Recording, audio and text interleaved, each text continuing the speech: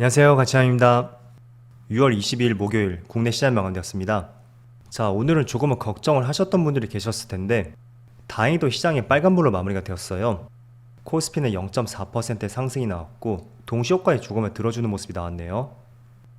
그리고 코스닥은 상승했다고는 볼 수는 없지만 그래도 전날 미국 시장 대비 견조한 흐름이 나왔었고 소폭의 빨간불로 마무리가 되었습니다.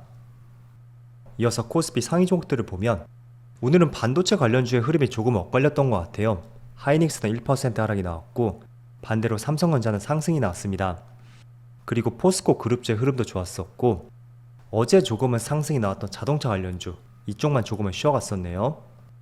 그리고 코스닥도 포스코 그룹주 오늘 포스코 DX가 10% 급등이 나왔고 2차전지 관련주라든지 셀트리온 그룹주의 흐름도 괜찮았습니다. 그래서 코스피와 코스닥 오늘은 선방했던 하루라고 생각이 되고요. 그리고 코스피의 수급을 보면 오늘도 외국인이 1000억이 넘는 순매도가 나왔어요. 4거래일 연속 순매도가 나오고 있지만 반대로 기관 쪽에서는 모처럼 연기금이 순매수로 전환되었고 규모도 생각보다 많이 들어왔거든요.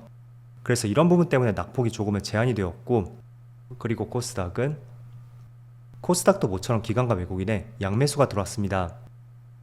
그리고 삼성전자는 다시 한번 외국인의 1,400억의 많은 순매수가 들어왔고 연기금도 모처럼 매수세가 들어왔네요. 반대로 하이닉스는 외국인의 순매도가 나오면서 약간의 흐름이 나뉘었던 것 같아요.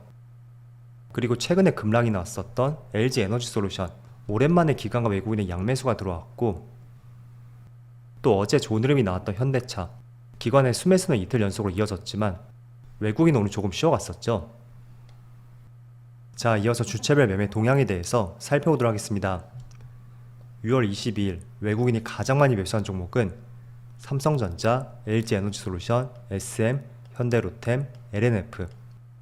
오랜만에 또 삼성전자를 가장 많이 매수했고 그리고 기관을 보면 기관은 하이브, 포스코홀딩스, 에코프로비엠, 삼성전자, SK하이닉스 이렇게 각각 매수를 했었네요.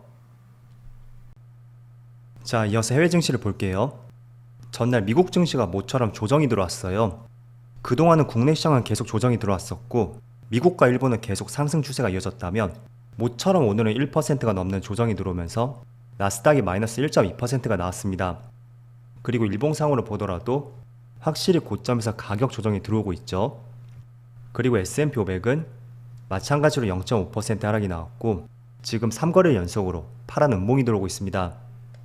그리고 다우지수도 소폭의 하락이 나왔지만 낙폭이 조금 제한이 되었었고 무엇보다 반도체 지수가 그동안 나스닥 지수의 상승을 견인했었던 반도체 업종에 크게 밀리는 모습이 나왔어요. 그래서 그동안은 국내 시장이 먼저 선반영되어서 이런 조정 흐름이 나왔었다면 이제 미국 시장도 조금은 따라가는 것 같죠. 그리고 제가 여러분들에게 강조해드렸던 것이 글로벌 증시가 하루 이틀은 디커플링 될 수도 있을 거예요. 그렇지만 전체적인 추세에 있어서는 흐름은 거의 동일하다고 볼 수 있습니다. 그래서 어제 나스닥이 1%가 넘는 급락이 나왔었고 또 반도체 지수도 2.7% 급락이 나왔음에도 불구하고 오늘 국내 시장은 잘 버텨주고 있고 지금 촬영 시점이 2시가 안 되었지만 코스피 코스닥 모두 빨간불이 들어오고 있습니다. 그래서 전날 미국 시장이 이렇게 낙폭이 나왔다고 해서 너무 국내 시장을 비관적으로 보지 마시고요. 그 이유는 선제적으로 국내 시장에서 먼저 조정이 들어왔던 만큼 오히려 미국 증시와 반대 흐름이 나올 수도 있을 거예요. 그래서 너무 글로벌 증시의 흐름을 걱정하지 말자 라고 말씀을 드려볼게요. 자, 그리고 일본 니케이는 마이너스 0.4%. 그리고 대만은 보합이네요. 또 반대로 중국 증시가 마이너스 1.3% 급락이 나왔어요. 그래서 나스닥과 상위 지수가 조금은 불안정한 움직임이 나오고 있고 그 외의 시장 흐름은 크게 나쁘지 않은 것 같습니다. 자, 우선 나스닥이 한 차례 하락이 나왔던 이유가 사실 이것도 이유를 붙이기 나름인 것 같아요. 개인적으로 그동안 많이 상승이 나왔던 만큼 그에 따른 되돌림이라고 생각이 돼요. 하지만 오늘 새벽에 나왔던 재료를 보면 파월 의장이 다시 한번 연내 금리 인상을 2차례 정도 더 할 것이라고 부담스러운 발언을 하였습니다.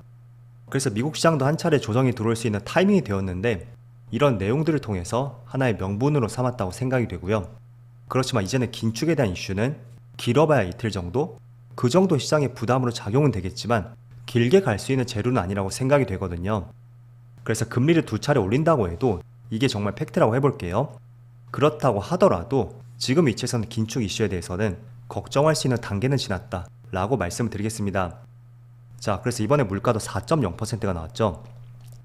앞으로 연말에 3%대로 진입을 한다면 굳이 금리 인상을 할 필요가 있을까? 이런 생각을 시장이 하는 것 같아요. 미국도 마찬가지로 이 발언이 있고 나서 그때부터 급락이 나왔던 것도 아니었었거든요. 그리고는 아시아 시장의 흐름을 보셨듯이 이제는 이와 같은 재료는 걱정하지 말자고 말씀을 드려볼게요. 자, 그래서 오랜만에 반도체 관련주도 좋은 흐름이 나오고 있고, 특히 오늘은 삼성전자의 흐름이 좋은 것 같아요. 21선을 살짝 깨고 내려왔지만 현재 1% 이상의 상승이 나오고 있고, 또 한미반도체라든지 SK하이닉스는 오늘 약세 흐름이 나오고 있지만 그래도 21선 위에서 견조한 흐름이 나오고 있죠. 그리고 2차전지 관련주도 삼성 SDI도 모처럼 반등이 나오고 있고, LG 에너지솔루션 마찬가지로 거의 8거래일 만에 반등이 나오고 있습니다. 일단 에너지솔루션은 대주주인 LG화학의 지분 매각 이슈가 있었고, 그 때문에 3일 전에 거의 4% 이상의 급락이 나왔습니다.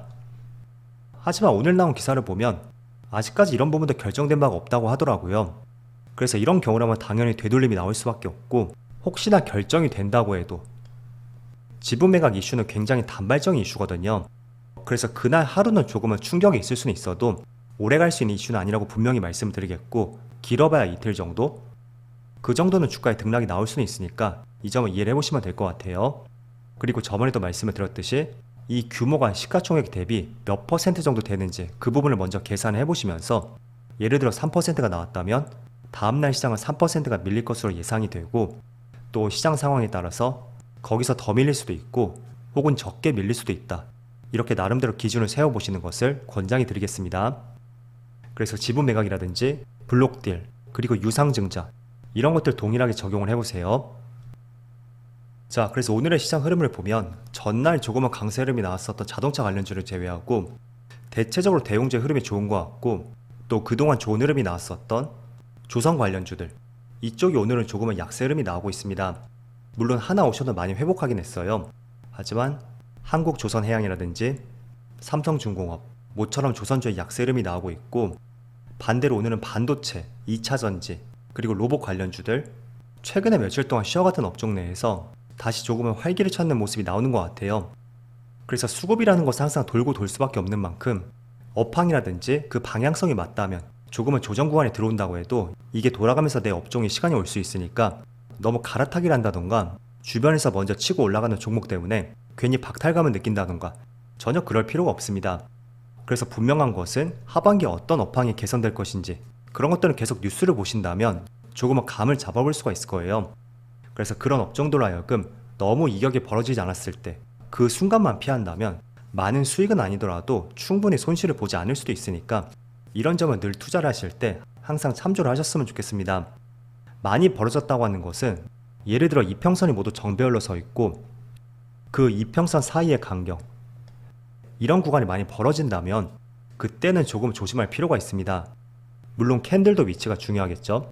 이평선보다 상당히 위에 있다면 조금은 보수적으로 보시고, 저는 기본적으로 조금 눌림이라고 생각하고 잡을 때 11선과 21선 사이 이 구간을 조금 관심 있게 보고 있어요. 물론 제 생각은 100%라고 할 수 없는 만큼 틀린다면 자를 때도 있고 아니면 조금 기다렸다가 추가 매수할 때도 있으니까 너무 성급하게만 매수하지 않는다면 많은 수익까지는 아니더라도 크게 손실 볼 일은 없다, 그렇게 말씀을 드릴게요.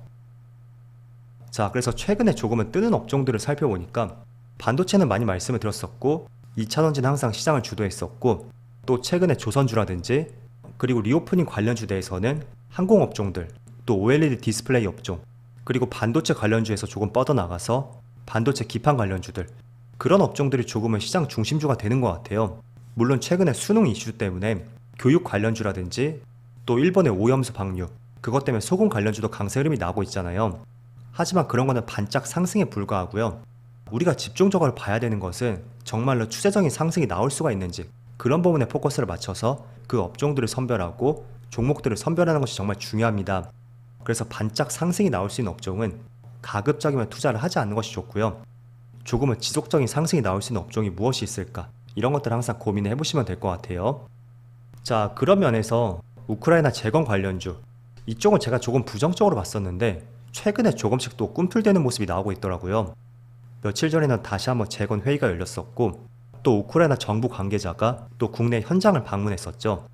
그리고 국토부 장관이 직접 올해 안에 사업을 시작할 것이라는 조금은 구체적인 발언을 하였습니다. 그래서 전쟁이 아직 끝나지 않았는데 전쟁을 조금 피할 수 있는 지역 내에서 선제적으로 투자가 이루어지지 않을까라는 생각도 조금은 들더라고요.